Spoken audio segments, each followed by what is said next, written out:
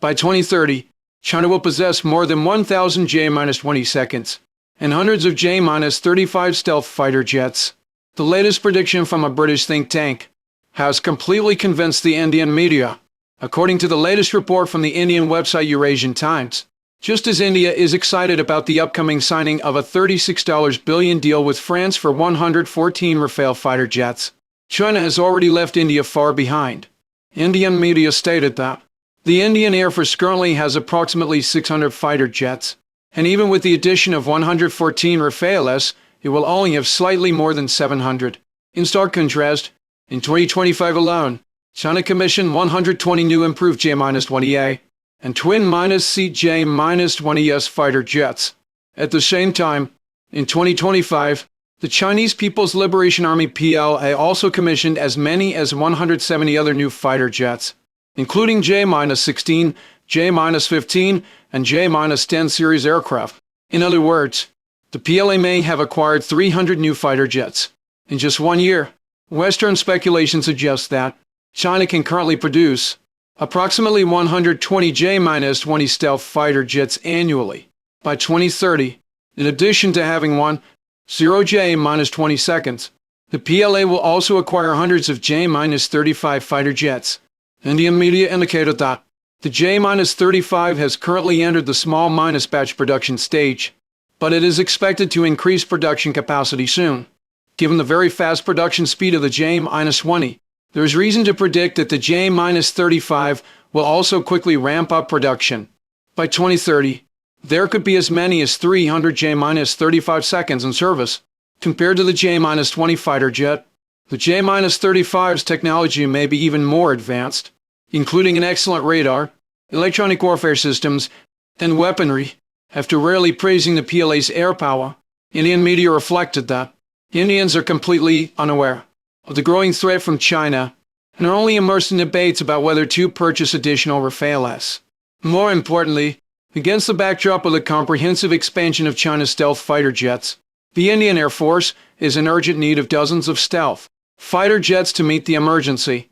However, for some reason, the Modi government has shown little interest in the active proposal from Russia.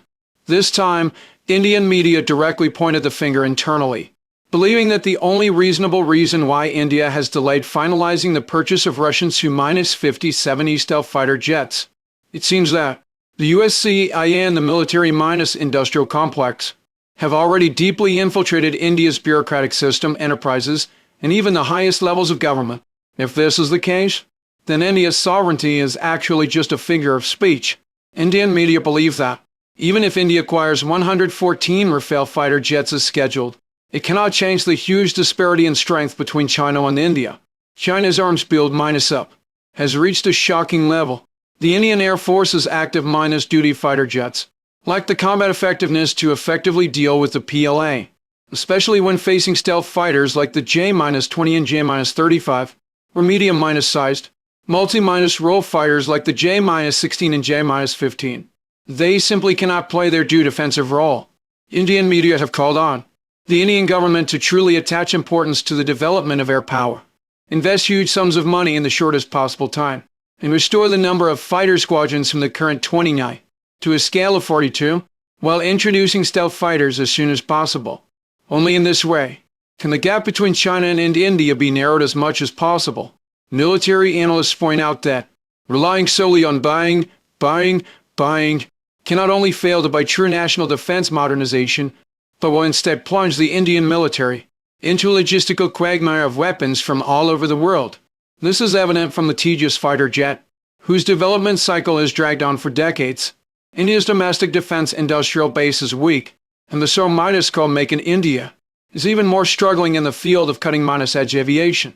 If this procurement model of relying on foreign purchases, changing orders day and night, and lacking long-term planning is now fundamentally changed, even if India introduces several more advanced fighter jets, it will only be a drop in the bucket, and it will only watch helplessly as the generational gap with the Chinese Air Force widens further. Although some Indian media have seemingly sober reflections on this, under a system rife with bureaucracy and intricate interests, wanting to reverse the decline in a short time is almost a pipe dream for the Modi government. Rather than hitting a wall, In a doomed, unequal arms race, it is better to assess the situation and completely abandon the wrong strategy of regarding China as an imaginary enemy. The blowout development of China's aviation industry is the result of the accumulation and release of the entire industrial chain, which is by no means something India can catch up with through a few large arms purchase orders.